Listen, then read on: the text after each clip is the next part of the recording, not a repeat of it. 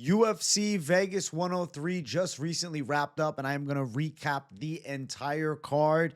Main event ended with some controversy. We'll get in depth about the stoppage, but some fouls by Manel that were not called by the referee Mike Beltran, and I'll elaborate further as we talk about that matchup for a final time. Pretty good card overall. There was some really fun knockouts and some good back and forth fights, so I'm looking forward to talking about everything. First fight of the night all the way up to the main event, so let's jump right into it. First fight was none other than Charles Johnson versus Ramazan Temirov.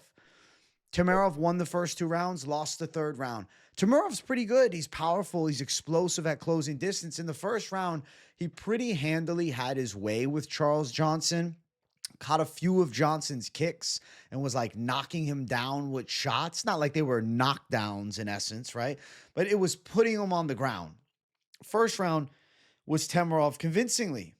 Second round got closer, but still, Temirov had some really good moments, landing big shots and backing Johnson up. But Johnson was still putting some pressure on, and normally Johnson is a guy that can come on strong later in fights. Same type of thing happened here with Ramazan Temirov. Temirov takes the second round, and then round 3, Charles Johnson on him with pressure. Pretty good attack, lands clean shots, but has not a significant effect on Temirov, right? Temirov is still throwing shots back, and he's still winning some of the exchanges. Historically, Charles Johnson has been a great 3-round fighter, specifically the 3rd round. And even in a lot of his losses, for the most part, I mean, he tends to lose the 3rd round, or rather win the 3rd round after losing the first 2. This is like a historic problem. This isn't the first time we've seen it with Charles Johnson. Johnson, in even his loss against Estevam or Cody Durden, right? Losses were early in the fight, and then he finishes really strong. He's definitely reached a new level, but Ramazan Temirov is a dangerous prospect at 28. I do think he has a pretty decently high ceiling in the UFC flyweight division, being as young as he is. And the skill set's definitely there to like truly beat a dangerous guy like Charles Johnson. No controversy, competitive fight, but a Temirov decision. I picked him to win. I've believed in him a lot. I think that he's a quality prospect. And on paper, I think Charles Johnson was one of, if not the hardest matchups for him in the damn weight class, because Johnson is very long from the outside. He's got a crazy gas tank. If you put Charles Johnson in all 5-round fights, he may be in the top 3 right now, top 4. Charles Johnson would do fantastic in 5-round fights, but unfortunately, just not what happens. He's a 3-round fighter because he's not at that level. I still think he deserves a spot in the rankings. I think Temirov takes a little jump for sure. Probably number 13 or 12 for Temirov. What's interesting is this was the only fight aside from the main event that had ranked opposition on the card. And this was the first fight of the night. If you haven't heard me bitch about it all week, I was after the UFC for this because I thought it was, I don't know, a bit disrespectful. Stupid, because I think Temirov is a guy that you can work on building. So win over Charles Johnson. Outside of this one, who could he face next? Tough to say. I mean, a guy like Bruno Silva would be in the conversation for Temirov. You know, I don't hate an all ex-Japan Rizin fighter battle between him and Kai Asakura. I think that could be pretty cool as well. Don't be shocked, though. I mean, they could move him up to somebody like a Tim Elliott, a scrappy OG. I don't think that's a horrible matchup either. Definitely a difficult fight, but in that direction for Ramazan Temirov next, I'll have to assume. Quality sophomore appearance in the UFC, takes on a battle-tested guy who's at his best ever right now and beats him. I was impressed by Temirov, and I was glad to have picked him throughout the week, man. I feel as though he still has a very high ceiling. Though he was tested here, the skill set is going to continue to develop. He's a very dangerous up-and-coming guy. With real power, Johnson just has an iron chin. Next fight, J.J. Aldrich and Andrea Lee. Pretty convincing win for Aldrich. Won some key striking exchanges. Good straight punches down the line. Timed some key takedowns. Andrea Lee, for a lot of the fight, had like a kick-heavy attack. A lot less as far as her hands went. And she was outstruck pretty handily. I believe she's lost 6 fights in a row now. I would say that in any normal circumstance, she should probably be released from the UFC. And I will assume that she will, or retire.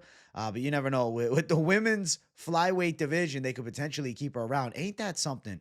She lost 6 straight fights. At one point, Andrea Lee was 5-3 in the UFC, now 5-9 in the UFC. And there's evidence of her slowdown. I mean, a loss to Aldrich in the way that she lost. I think that Andrea Lee is well past her prime. I think a retirement's not a bad idea, but I get it. She got to make a check and she can still scrap maybe outside of the UFC. I don't know. With 6 losses in a row, very hard sell to keep her on the roster. JJ Aldrich, in her lower 30s and a decent fighter, but Andrea Lee at one point was ranked opposition. Now she's fallen from grace pretty hard. I feel like for me, how I view things is 6 losses in a row, like you're out. When I was younger, you would see guys get cut like at worst off 4 losses. 5 was really pushing it. Now we've seen like Tony Ferguson, I mean, losing numerous fights in a row before getting released. Now he's released, but I mean, what did he lose? Was it 8 in a row or is it 7? I got to double check. It's so many losses that I don't even know how many in a row it was. I think it was 8. Yeah, he lost 8 fights in a row, and now he's fighting in GFL. So maybe Andrea Lee goes to the GFL women's division. I have no idea, but I don't think the UFC roster spot will be hers for very much longer. Aldrich with a clear win, and, simple pick. The pick was Aldrich for me as well. Next up, Lucas Almeida versus Danny Silva. This fight was actually a pretty competitive back and forth. Now, early, Danny Silva was having good striking success and winning key exchanges and looked evidently faster than Almeida in round 1. But Almeida started actually coming on strong towards the end of the first round and winning some key exchanges and landing good shots. Definitely a better end portion to round 1 for Almeida. Round 2, competitive exchanges for sure. I did think Silva was ahead by a bit. My scorecard after the first 2 was 2 rounds for Danny Silva. I did pick Lucas Almeida coming in, and I thought it would be a close fight and more competitive than the odds will have you believing. It certainly was. The 3rd round, Lucas Almeida beat Danny Silva, and he put it on him late and had a quality final round, but it wasn't enough to win the fight. I know one judge felt as though Lucas Almeida won, but personally, I did think he lost the first 2. I thought both close rounds, you could say, but I think Silva won more key exchanges early in the fight and did just enough to win. I will say, though, the competitiveness of this fight, it has you like, okay, maybe, they gonna, Danny breaks, man. Danny, he doesn't break. That's not the right way to say it. He's given 2 matchups against guys that are, Josh Culibao, who's extremely flawed, and Lucas Almeida, who is, now 2-3 in the UFC, so not high-level opposition. As a prospect, I'm not sold on Danny Silva. He's a young guy. Still, I believe, 28 years old, so the ceiling is rather high, you could say, but ultimately, tit for tat for Lucas Almeida and losing that 3rd and final round. Early in the fight, he looked slick and elusive. His head movement did look better. To be fair, I will give Danny Silva some credit because if you compare the debut or even the Angel Pacheco fight, I don't think he was as elusive with head movement. He seemed to evade shots better than he had in the past, which was the reason I ended up picking Lucas Almeida coming in to win a close decision. I thought he would land a bit more with straights. In the 3rd round, you saw a lot of effectiveness with that, but ultimately throughout, the early portion of the fight, as Silva had more gas, he was out striking Almeida by a bit. Competitive back and forth. You can see the stats in front of you. The stats don't tell all, but they tell a bit. And the distance margin of the fight, 8 strikes, realistically, it was like 8%, a bit. Silva was ahead, just by a bit. Silva was ahead in the first, ahead in the second. Almeida had a quality 3rd round for sure and definitely won it. But overall, I did feel he lost the fight. I know a lot of people felt, robbery. No. And this is from somebody that, I picked Almeida. I could be biased and say he should have won the first round. But no, that's a lie. Calling it down the center, Danny Silva did enough to win the first 2 rounds. Maybe not substantial amounts, not a clear gap in differential and skills, but enough so to believe that he won. And then the 3rd round, Almeida won. Fair decision. Silva's an okay prospect, but I am not sold. Still, after this win, not sold. Chepe Mariscal handles Ricardo Ramos. I think, everybody predicted Chepe Mariscal to win. Ramos's real only chance was some kind of fluke. He did land a spin elbow that cut Chepe. Ultimately, Chepe's relentless pressure and volume was way too much. Look at the differential in strikes landed. 125 to 37. That is pretty damn crazy. Differential in output. More than double the striking output. Chepe Mariscal was in the face of Ramos the whole time, backing him up, making him uncomfortable, winning key exchanges, winning key grappling scrambles as well. And I felt he won every round. At points, it looked like he may get a stoppage. Ramos was getting touched up by big shots and backing up. Looked like he was on the verge of quitting, but no, he fought through and he survived. And Ramos looked tough. Ramos looked tough for sure, but he got outworked for 3 rounds handily here. He got handled. This was one-sided, Chepe Mariscal. I do think now for Chepe, moving forward, like we have to start considering top 15 is close, right? He's won 5 fights in the UFC. He's 5-0 in the UFC. And they're entertaining fights too. He's relentless as hell.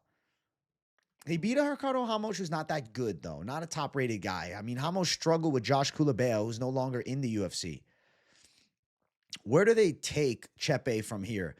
Personally, I don't agree with the commentary saying that he should fight somebody ranked next, just because what are you going to do? You're going to match him up against Dan Ige? I guess you could give him a Calvin Kattar, a Kattar who's lost a lot lately, seems to have lost his stride. Maybe Chepe Mariscal versus Calvin Kattar if they're looking to burst him into the rankings, but I'm not so sure that they do that. It's interesting, Edson Barboza booted from the rankings now as well. I mean, I'm looking towards the guy to the guys like towards top 15. Kattar's lost 4 in a row, though. I mean, maybe he's got to give up his spot. Dan Ige's fighting Sean Woodson. Brito's fighting Sabatini. I mean, I could see a Brito-Sabatini winner. That's a possibility for sure. Very interesting spot to be in for Chepe because he's really getting close. He's making a push for the rankings. He's making a push, but I don't know if he's there yet. I could see them giving him Calvin Kattar, though. I really could. Timelines might work out for a matchup between the two. 4 losses in a row as opposed to 5 wins in a row. But sometimes this is how you got to match make, you know? Kattar's got to defend that spot, and Chepe's surging and consistently entertaining. I think people want to see Chepe in a big spot. He's consistently on the prelims, but he's like one of the most popular guys who always fights on prelims. I think a Calvin Kattar fight on a fight night card could definitely sell. Kattar didn't take that much damage against Zalal if the turnaround, isn't that far away. I believe the UFC is going to Boston at some point later this year. I like Chepe versus Kattar in Boston. That's a cool fight. So maybe the UFC decides to book it. That's a little AJ matchmaking for you on the fly. Austen Lane, Mario Pinto. Now, without scare, no, because in round 1, Pinto did get dropped by Austen Lane. Not a great look. He admitted after the fight he had a lot of UFC jitters, which honestly I thought was really cool of him. I was like, all right, Pinto, you're honest, man. You had some UFC jitters. Like, I'm glad to know that about you, that you're willing to be that real with the fans. And I don't know, I felt like I became a fan of Pinto, not because so much of his performance, I liked the performance, but he seems very relatable on the mic. I don't know if you guys felt the same way. He just seemed like a humble and chill guy that has good fighting skill and is looking to do something in the game. Young too, right? 26 years old. I think Mario Pinto still has an incredibly high ceiling, but I am going to push this on him, and I hope somehow this gets back to Mario Pinto. He needs to dial in his strength and conditioning. He has kind of an unimpressive physical frame. You say, oh, but physiques don't matter in fights. Sure, but I don't think he's optimally conditioned, okay? I'm not saying go do a fucking bodybuilding show. I'm saying hire a proper strength and conditioning coach. I'm not sure if he has one. I don't believe that he does. Maybe he does, and I'm completely wrong. And maybe he's doing a ton of strength and conditioning. The diet's just not optimized. But I think putting on a small amount of actual muscle tissue and effectively putting it on in a manner of building it, right, by optimized training for fighting and then losing a bit of body fat, staying around the same weight and like recompositioning, he will be a superior fighter down the line. He's still young at 28. The ceiling is high. He got dropped early, but then he got a violent knockout. Absolutely flattened Austen Lane. He goes straight back. It was a sensational KO. I loved it. I was really happy to see it, man. I love seeing knockouts like that. And unfortunately, Austen Lane is on the wrong end of a lot of really fun knockouts to watch. I remember the last time he got KO'd against Joanata Janiz. It was a fucking blast. And then, the next fight, he controls Rebellis Despain with wrestling. And in this fight, he had moments. Listen, Austen Lane's gotten better. I just don't think he has much potential, right? Got into MMA a little late, football background, but he had a good round 1. He dropped Pinto. I mean, that's impressive, I guess, that he dropped him. But Pinto did ultimately violently handle business here. Pinto's pretty good. His ceiling is, like I said, rather high, a young guy like him.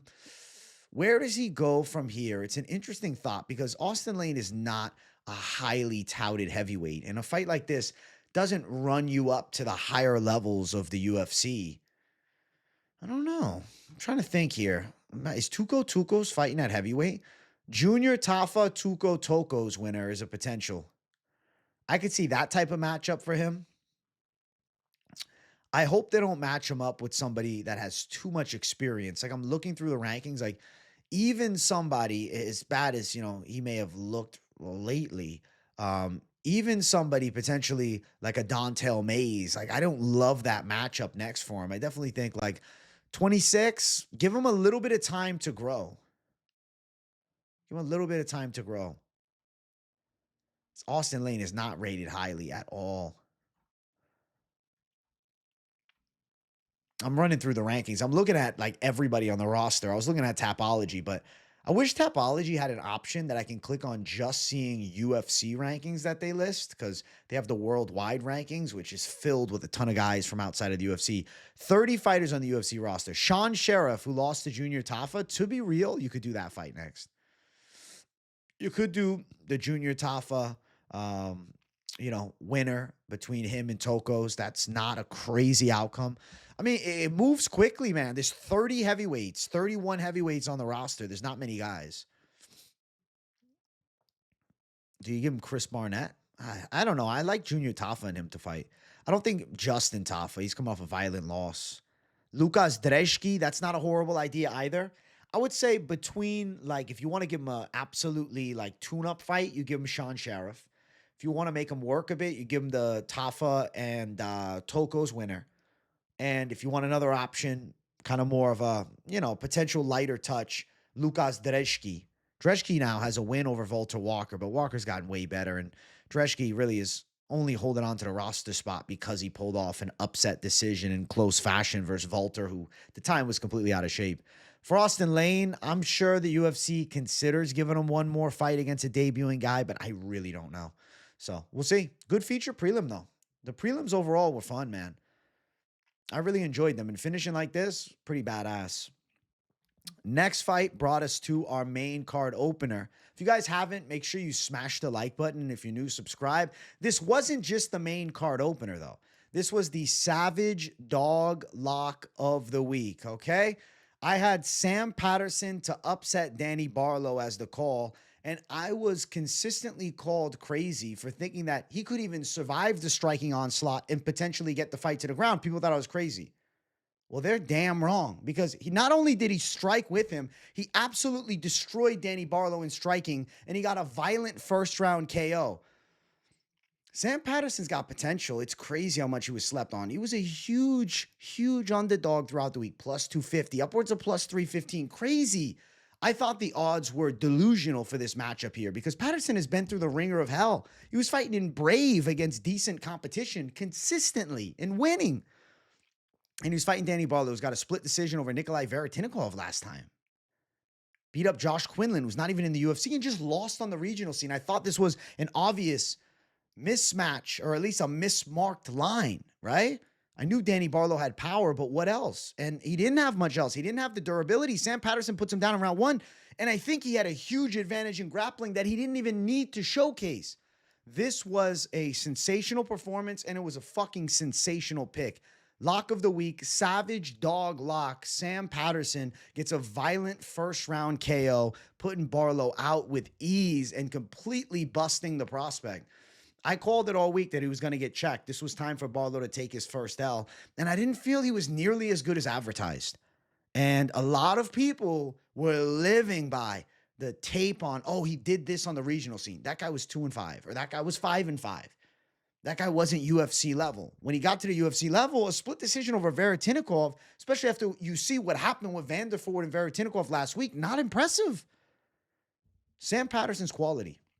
I don't know if Sam Patterson is top 15 or top 10. I'm not saying anything to that level, but Sam Patterson deserves to be in the UFC. He was fighting at 155, and people, they live by the past. They obsess sometimes over the worst moments that a fighter has. You can't. He got caught by a bad punch, a clean punch by a guy, Ashmus, who's tricky on the feet, shorter guy with more looping shots. Sam Patterson gets caught. It's at 155. His durability is shit because he's cutting tremendous amounts of weight. At 170, he ate some shots clean to the chin by Danny Barlow. Clean shots. Patterson's not Mr. Glass Jaw like people believe he is. That's a false narrative. That's delusional to even believe and hold on to. He's surpassed that. It's 2 years ago he took that loss. He's won 3 fights in a row, and he has absolutely fraud checked a guy that people were singing the praises of like fucking madmen, besides me. I have to tell you, he doesn't get a huge jump up in competition, but a Themba Gorimbo fight doesn't sound crazy to me. A Themba Gorimbo fight does not sound crazy at all. Real possibility for Patterson. Gorimbo coming off that loss. But it kind of defined them, the Vicente Luque loss. But they might not do it because they might say, oh, well, Gorimbo, he just fought somebody that was in the top 15. Could go a different direction, right? You never know what the UFC's going to do. This Punahele Soriano, that's a harder fight for him. That's a tricky matchup because Soriano likes to throw. The looping shot, shorter guy. More slips, more unorthodox. The straight shots, I think the straight shots Sam Patterson sees coming from a mile away, and that's why he handled business and landed better ones. Guy that throws some powerful hooks and dips and rips, slips and rips is probably a better term. That's a guy that I think could give him trouble. Absolutely sensational win, man. I don't know exactly what's next. I mean, maybe Themba Gorimbo, but that might be too much of a jump in comp. 3 straight wins, though. 3 straight finishes, and all in the first round. Give Sam Patterson a fucking round of applause. And I'm giving myself a pat on the back, savage dog lock for the W. And I'm feeling very blessed, man. Let's go. Let's go, guys. Yeah. Hell yeah. Let's keep moving up. Hyder Amil, William Gomis. This was another surprise right here. Hyder Amil. Hyder Amil. Of all the fights, to be honest, on this card, like I guess it wasn't a surprise Sam Patterson won. It was a surprise Lane got a knockdown around one over Pinto. So this was a surprise. But the outcome was Amil winning a decision. He was fucking relentless. William Gomis was forced to retreat for the vast majority of this fight. Hyder Amil is psychotic. He does not stop moving forward. He doesn't stop. It's crazy. This guy doesn't get tired. He's like another Chepe Mariscal. Eventually, a Hyder Amil Chepe Mariscal fight would be cool, but I think Mariscal deserves a bigger name right now.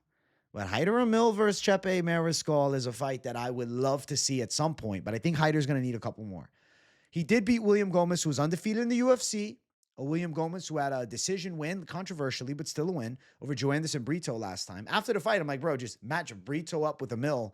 But Pat Sabatini is actually booked to fight Brito. I could see the winner of that fight actually being next for Hyder Amil. I like that. Very different stylistic clashes. William Gomis is a tactician, right? He likes to stay moving, strike from distance, land cleaner shots. Hyder Amil doesn't allow that because he gives you no space. He just keeps walking you down and throwing shots, and you hit him with everything, and he's still there. The chin is crazy. William Gomis didn't have the power to keep him off of him. He was competitive, but I didn't think William Gomis won. I thought that he lost the fight. I picked William Gomis going in, as most of you probably did. And I did not think William Gomis did near enough. I thought he definitely lost. He won the first round, lost the second and third. Very fair decision. You could have seen it. Oh, maybe they score it because this moment, little clean shot. No, he's getting backed up. Score the fight's fair. Don't score it with your bias. Don't be biased. Don't be biased, bro. We love the fight game, number one. Don't always worry about just being right on the pick. William Gomis lost. Hyder Amil was in his face the whole time and fucking relentless. Yeah, William Gomis is technically better than Amil, right? His technical skill set. Sure. It's not about that, though. The fucking grit, the will, and the gas tank, Hyder Amil is built different. And I am impressed as hell. He is the 34-year-old prospect to watch. How fucking crazy is it? We got a 34-year-old prospect. He's a 34-year-old prospect. I mean, just beating William Gomis, like, he's legit. He's a legit UFC fighter now. I was not singing the praises of Amil coming into this fight. And I need to start. Last time, okay, he runs over Ji Young Lee. Ji Young Lee brawls like a moron. But now I'm like, okay, damn, Amil could have fucked up Ji Young Lee for sure. That wasn't a fluke. Fernie Garcia? Fernie Garcia's from below a weight class. Yeah, and he got fucked up. Hyder Amil's game. He's gritty. His gas tank is really good. He doesn't stop. He is a terrifying guy to fight against. And a Joe Anderson Brito, Pat Sabatini winner, that fight makes sense to me. I get it that maybe the UFC wouldn't be crazy about it because, he's only got a handful of UFC fights, 3 now. But I like that for him. At 145, I like that for him. He just beat William Gomis, who's in that top 20. Another name I got for you, Mohamed Naimov. also a possibility. Either one of those are possibilities, man. Mohamed Naimov or maybe the Brito Sabatini winner. I like either, and I'm very interested in either. Hyder Amil's 34 years old. What I think you have to do with a guy like that is, okay, let's move you up. Let's move you up. You're winning. Let's move you the fuck up, and let's find out. I think that's what you have to do with somebody like him. He's 34. He doesn't have time to build and fight another debuting guy or take an easier fight. No. It's got to be high-level competition consistently. And I think Hyder Amil can scrap and dog with plenty of them. With plenty of them. I really do. It could even be the Melquizio Costa and Christian Rodriguez winner if you want to take it to a crazy direction. But I don't know if timelines will work out because their fights for a little bit, not for a few months. I think, is it May? I don't remember exactly. I'm not going to look it up right now. Doesn't matter. Irrelevant. Definitely some options, though. I think Hyder Amil's legit. I want to find out more. I want to see him fight again, as soon as possible. I don't know how quick that could be, but give him somebody. Very similar to that Chepe Mariscal dog pressure. I'm telling you guys, if we're lucky, we eventually get Hyder Amil versus Chepe Mariscal. That is a fight that I am so curious to see, but not yet. Amil, not yet. Chepe's got 5 wins in the UFC. He's 5-0. Even though Amil has a bigger win on paper, taking out Gomis, I still think needs a little more before you match him up with Chepe. But Amil, definitely somebody to keep an eye on, man. Looking forward to more. Broke William Gomis here and outdogged him in a deserving decision. Gomis still young at 28, but you put a pace and pressure on him, he has trouble. I wonder if they're just getting rid of the whole French market. They fucking cut Taylor Lapilus. Are they cutting Gomis too? Are they never going back to France? I always loved the French crowd. Say what you want about the French, man. I know a lot of people have negative opinions. Maybe they used to. Less nowadays. Less with MMA fans. We're more open-minded to all, right? The French crowd is fucking awesome for their fighters. I hope to see more French fighters.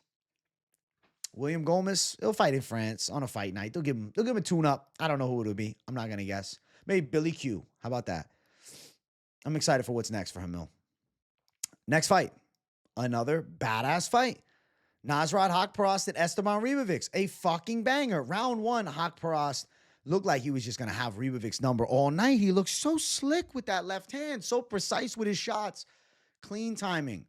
Round number 2 was close, but I still think Haqparast won key exchanges, though Ribovics had a good finish to the round. Haqparast still hit him with some big shots in that round. I think he still won more of the round than Ribovics did. I scored the first 2 rounds for Nasrat Haqparast. And the pick coming in was Esteban Ribovics. Again, no fucking bias. Tell it as I see it. In round number 3, Esteban Ribovics won the battle, but still Haqparast was in there slugging with him. Now, Ribovics sliced Haqparast up pretty badly. Did he land the knee to the head that sliced him up? I don't remember the exact shot that busted up his eye. Knee to the head, that might have been it. Big punches in close range. Relentless style. Esteban Ribovics is fun to watch. He's awesome. But at the end of the day, it's a 10-point must system. Not how you finish. You know the song, it's not how you start, it's not how you, it's how you finish. Fuck that when it comes to UFC fights. It is how you start. It's how you do in the middle. And then how you finish, unless you 10-8 them or knock them out, doesn't mean shit. Ribovics won the 3rd round. As other fighters on this card won 3rd rounds and lost decisions. You don't win a 3rd round and then win the fight. People say, oh, robbery. No. Nasrat Haqparast won the first 2 rounds. He landed better shots. It is what it is. That's how the fucking game goes. The 10-point must system is always in effect. It's not about how you finish the fight. It's not judged as a whole. Esteban Ribovics put a good account for himself out there, though. But what Nasrat Haqparast did is he made you say, oh, shit. And you say, oh, shit. Okay. Nasrat's actually there. I mean, he's got a fuckload of UFC fights at this point. I didn't think that he would ever make it to this level. But damn, he's gotten better. Now, when I say this level, I don't mean this level of ranked opposition. Is I don't think a couple years ago we would have saw him, turn up. He's shown improvements consistently, man. He's in an interesting spot, man. I mean, he gets a nice win here against a really, really talented fighter in Ribovics, who just won, in a pretty badass way in Noche UFC. I have to go up with Nasrat. Is it crazy to say Nasrat Haqparast should fight against a Fares Ziam? And the winner of that fight breaks into the rankings? Another option, Mateusz Rambeszki. Those two fights seem fucking awesome for him. I would absolutely love to see it. I don't think that he deserves to jump into the rankings. He called out Money Moicano after the fight. No. He's not going to get a Money Moicano fight. Money just fought for the belt. But he could definitely get a fight against Rambeshki or Faraziam. Both high level. Both guys that are close to the top 15. Both top 20 guys, as is Nasrat. And if he wins that one, I would say, yeah, give him top. Give him top now. Give him top 15 now. Now he's proven himself. He's got a nice little streak going, though. Nasrat Haqparast has quietly started to really put it together. He's won 5 straight fights. 2 straight split decisions, but excellent fights. I don't think anybody would complain if him and Rambeshki were booked, though. Holy shit. Think about the bloody war between those two that would take place. Oh, yeah, that's the fight. Rambeshki and him. That would be a dog fight. I think Rambeshki, almost said Haqparast. I think Rambeshki could land some heavies, and Haqparast's been KO'd once before by a little buff short dude, fucking Drew Dober. Yeah, Rambeshki and him's got to be the fight, man. Rambeshki not booked for anything right now. AJ the matchmaker strikes again. Give me Haqparast Rambeshki. I like that. Now, for the side of Ribovics, interesting direction we go in. I mean, you could give him like a Ismail Bonfim, but I feel like Bonfim's got too much of a fan base to just like kind of use him as an opponent. Definitely going to get a little bit of a step down in competition. I don't know. Mike Davis could potentially be the fight for him, but Davis is pretty good. That's a hard matchup. Nazim Sadikov even, who just beat against Jared Gordon. That could potentially be it. You never know the direction the UFC is going to go with guys that are like far out from the top 25, because they kind of are. But we'll see. Interesting options for sure. I mean, he could end up fighting the loser of Drew Dober and Manuel Torres. That's cool too. I got no issue with that. There's a lot of fun potential fights to make. 2025 is cooking, man. And Ribovics, definitely somebody to keep an eye on still. Do not write him off your list because he lost a close fight. The dude can brawl, can bang. He can fight. It's just Haqparast, a little more experience at that high level, and it showed. Next fight, our co-main event, the essence of a fucking slobber knocker. Cody Brundage, Julian Marquez, back and forth, 1-round war. It was really fun to watch. And a lot of people said it's the preview of what the GFL, the Geriatric Fight League, is going to be bringing to the table. And honestly, I think they're kind of right. Cody Brundage badly rocks Marquez early in round 1 with the overhand, right? They exchange some more. It's a brawl. Marquez honestly looked like he was finished with, but he started finding his timing. Brundage ends up shooting for kind of a Darce choke. I don't know exactly what it was. Kind of a modified Darce choke, slightly, a little bit from the side. I don't know the exact name of that choke. If you know it, you can let me know in the comments. And then they get back to striking, and Marquez rocks Brundage. And Brundage looks to be badly hurt as Marquez is attacking him. Still, Brundage is slugging back, but he's rocked for sure. Both fighters lose their mouthpiece. Referee jumps in. Mark Smith calls a timeout as they're very close to each other. I know safety of the fighter is important, and it's an urgent thing. It's an urgent matter of fighters not having mouthpieces. But if they are within something that I would consider to be, I would say it was more towards the real red zone, the close fight. They weren't super close, though. You could even say mid-range, just barely mid-range. Punching range, though, certainly. Just because they're taking a second away from the exchange, they're still coming after each other, and they're very much in punching range. I don't know if you should step in and call a timeout because that fucks the rhythm. They called the timeout. Fight restarts. There's no more momentum for Marquez. It's a 50-50 now. And Brundage catches him, rocks him. Marquez pretty much gone. Tries to wrestle a bit. Bit of ground and pound. Fight done. Wraps. Marquez was finished. Marquez was done. He got rocked bad. He got finished off. But it was interesting. That timeout was interesting. That mouthpiece gate was interesting. Slightly controversial, you could say. Ultimately, the pick was Brundage, so yes, glad to fucking see him pull through and win. And, I think he's better to have on the roster than, a Marquez that looked horrible besides moments in the fight, pretty much. I really think he's well past his prime. He's only 34. He put the gloves down. He's retiring. He's only 34, but at the end of the day, he seems to be a lot older in the way that he fights. He's well past his prime. His prime seemed long ago.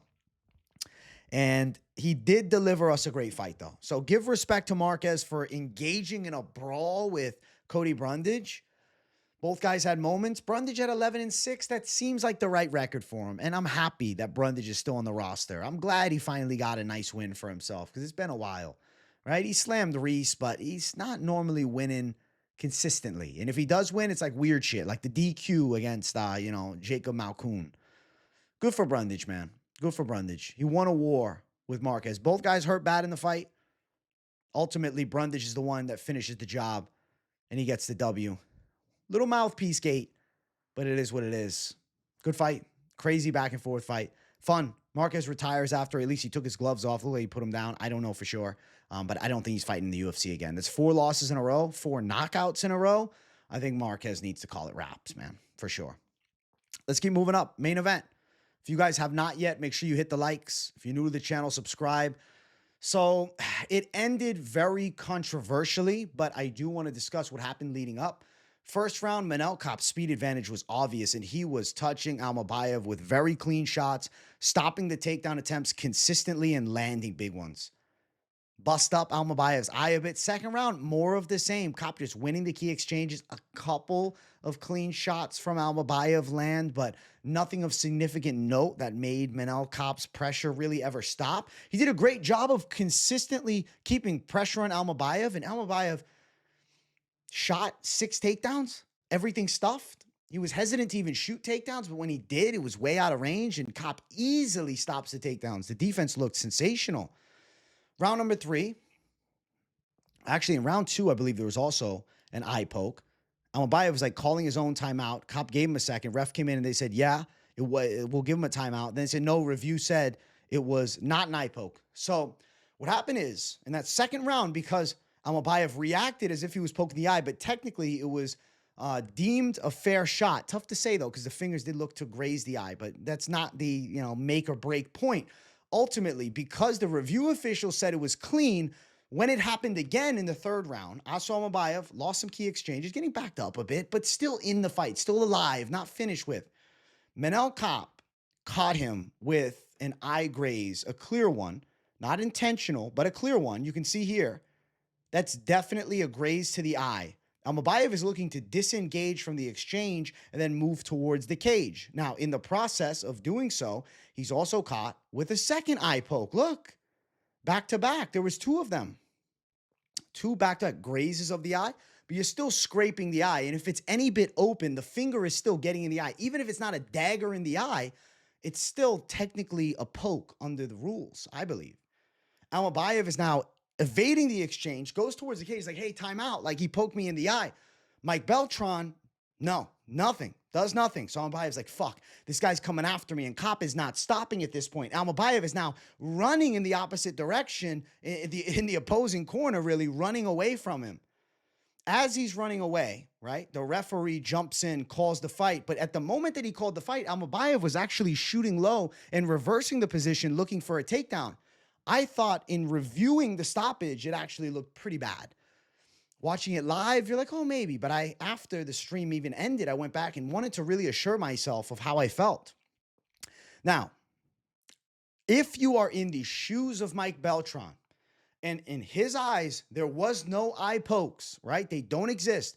Those were punches doing the damage. Seeing Almabayev running away from him in the fashion that he was, he took it as Almabayev was badly hurt and essentially surrendering by running in the opposite direction. In any other combat sport outside of MMA, if you run from your opponent, normally, right, it's a stoppage. In boxing, if you did it, they call it. That means you don't want to fight anymore. In MMA, it's a gray area because it's allowed. But the referee jumped in and did ultimately stop the fight. But the shots that caused the damage were not punches, right? That hurt his eye. They were, grazes to the eye. Caused him to evade and turtle up. And he's running in the other direction. And the ref jumps in and calls it. But in all actuality, the stoppage was not right because there should have been a timeout because of the pokes in the eye. Do I think the result would have went different? No, I think Manel Kape was on his way to winning the fight. Whether it's a knockout or decision, he was going to win. I'm not taking anything away from Kape. Kape actually looks sensational with his offense. But ultimately, there was fouls in this fight. There was 3 eye pokes, one of which was called, but technically it wasn't an eye poke, but then the commentary felt it was, and it seemed like it grazed the eye between rounds when we looked at the replay. And then in the final sequence of the fight, there was 2 eye grazes that I do believe ultimately were pokes that led up to the stoppage by the referee. So there is controversy surrounding this. Manel Kape looked very good, but it is a controversial result. It was a bad stoppage by the referee. In reviewing it from the eyes of the ref, assuming those are punches hurting him, I can see if you get rocked by 2 punches, you run in the opposite direction and you look wobbled to him. Yeah, he comes in and stops it because the body language looks terrible. I get it. Ultimately, still, he did transition to then shoot for a takedown. And at the time that the ref jumped in, it was bad timing. Maybe it was a little bit too quick. Should have let it go a little longer or stopped it a second before. Problem is, there were 2 fouls that legitimately changed the outcome of this fight. And that is extremely unfortunate. Very disappointing, man. Very disappointing because now Kape is getting pushed as the, next contender for the belt to take on the winner of the, Pantoja and Haqparast fight, which is taking place at UFC 316. The UFC leaked it. But there's controversy around it. Big controversy. What I hate more than anything, and I think you guys will hate this. I don't know if you knew this, but Manel Kape actually got a performance bonus for a foul-filled fight. I thought that was a disgrace. They gave a performance bonus to Pinto. Yes, he deserved it. And they gave it to Manel Kape. Are you shitting me? In the fight of the night, Haqparast versus Ribovics, I think you also could have gave Hyder, Amil, and Gomis something. But tell me, why is Sam Patterson's knockout of Danny Barlow, why is that not a performance of the night winner? That was a clean knockout. Clean knockout win. That's $50K easily. Manel Kape's suspect stoppage against Almabayev in a foul-filled fight should not be rewarded with $50,000. So now $50K and, hey, here's your title shot? Because that's the narrative the UFC is starting to push. I think that's a fucking disgrace. I don't stand for that at all. I think the UFC needs to stand on business. There was ultimately controversy in the fight. And even if not to overturn this result, I'm not saying they'll do it. They won't do it. They shouldn't even do it. They were not gonna. Next time, it just needs to be better. And Beltran needs to have his eyes wider and more open. Normally, he's decent, but he missed some key moments of this fight that changed the outcome, right? Whether it's Almabayev was going to lose the decision or not, he did not get the chance to finish the fight because of fouls and because of an early stoppage. But to now reward Manel Kape with $50,000 is a complete disgrace. I think it's a complete disgrace. The UFC could easily review everything, as I literally just did. Boom, first eye poke, like it takes 2 seconds. You can watch the whole video too. I can't show you that here, but they graze the eyes for sure.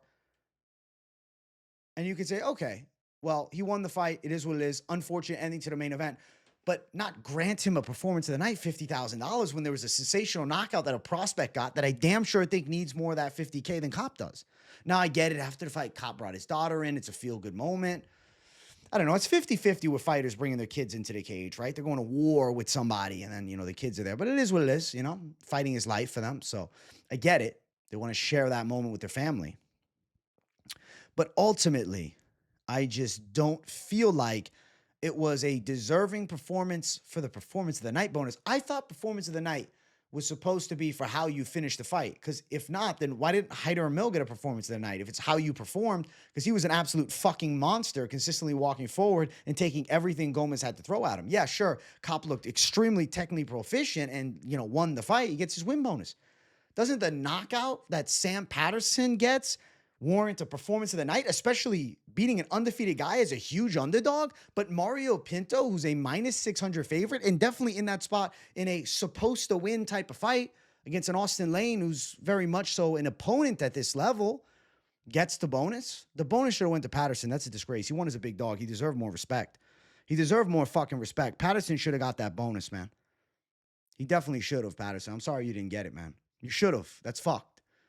Pinto, badass knockout, give it to him. But Patterson deserves something because he made easy work of a dangerous striker in Danny Barlow. Manel Kape's foul-filled main event does not warrant him getting $50,000 performance bonus. I completely disagree with that. It's almost like reinforcing the fouls. Like, no, no big deal. It is what it is. The ref didn't call it. Hey, ref didn't call it.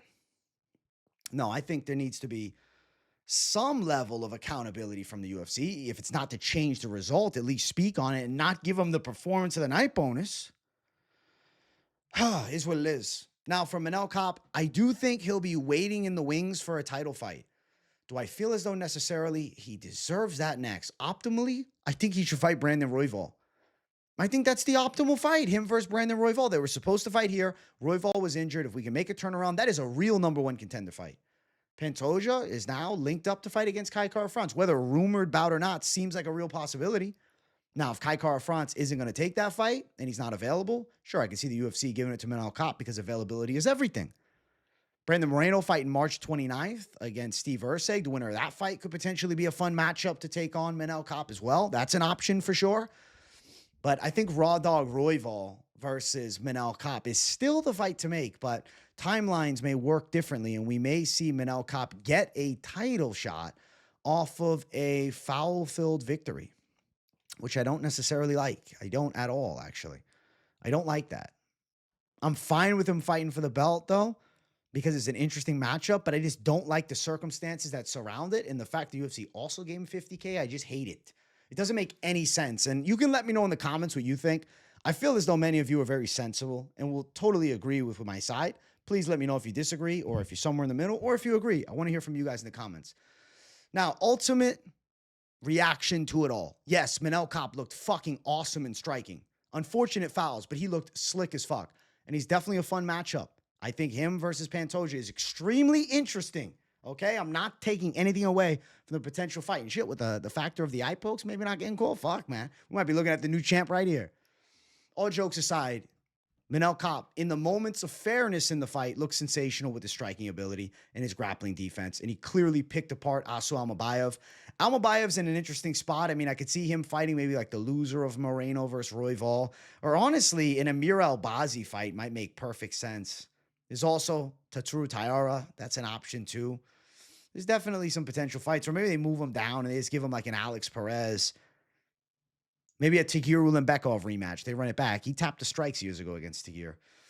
We'll see what the UFC decides, but handful of opponents on the horizon for the side of Taira, or excuse me, for the side of Almabayev. I'm thinking of Taira. I'm staring right at his rank here. For Kape, it's probably title, but I love the Royval fight being rebooked, and I think that would be awesome. And especially if he got a true clean win there, better off and a more deserving selling point for the number one contender status, and it pushes that loss to Muhammad Mokaev, though competitive and somewhat controversial loss, pushes that loss to Mokaev, who now is no longer in the promotion, but still push that loss farther out of our window of view, right? Out of our memory. We'll see what the UFC decides. Now, I do want to recap the picks. I want to talk about everything one final time. Record was 7 wins and 3 losses on this 10-fight card. We lost, a couple fights before today after the weigh-ins, unfortunately. One with Manel Kape in the main event, which was a good prediction. I thought he was live for a TKO, and he ended up getting a TKO. One with Cody Brundage, I said first-round knockout, and he pulled it off in the first round, but not without some scary moments and the mouthpiece gate. But still, good pick, 2-0 then. Lost on a close one. I had Ribovics decision. Ultimately, Haqparast did beat him, but good fight back and forth. And my losses on this card, all 3 are split decisions. Had Gomis to win. Hyder Amil gets him by split decision. Hyder's a fucking gangster. He proved himself. Before the fight, I didn't think he had that much grit, and fuck, I was wrong. Respect to him. Fight before that, savage dog lock. Sam Patterson takes it home in sensational fashion as a huge underdog, which I was super happy about. That was badass as hell. And then the fight before that, Pinto makes easy work Elaine, called the KO. Many of us agreed. I guess, did he make easy work? He did get dropped in the first round. Had some scary moments, but got a violent KO at the end of it all. Mariscal pick, of course. Thought he'd outdog Ramos, and he did. Thought Almeida would win a close one, but I recognized the 50-50 fight in the lead-up. You can listen to me in the breakdowns. And he was close. Lost a split decision. Had Aldrich, thought decision. She won a decision. Had Temirov, thought decision. Thought 29-28, to be honest. And it went 29-28. So 7-3 with some pretty perfect predictions. And all losses being split decisions on good fights. And I'm pretty happy with that. Good card. Savage dog lock. Good main event call. Ultimately controversial in the end, but still the pick was right. Is what it is. We move forth to UFC 313, and I'm damn excited. I'd say this was a pretty fun card. I liked it, man. It was a good card. Controversial ending, unfortunately, but fun card altogether. And a lot of people talk shit about, you know, like a UFC Vegas card like this. Oh, it's going to suck. I'm not even going to watch it. And then you miss out on absolute banger fights because this card over-delivered as far as entertainment value. Sure, I agree. It didn't have stacked opposition of elite caliber guys on the roster, but it had good prospects on the come up and stylistic matchups that were extremely fun and was definitely a worthwhile watch if you're a true fan of the fight game. So I hope you guys enjoyed the recap. Make sure you guys smash the like button. The live stream was lit. We surpassed 44,600 subscribers. So I want to thank you guys for that.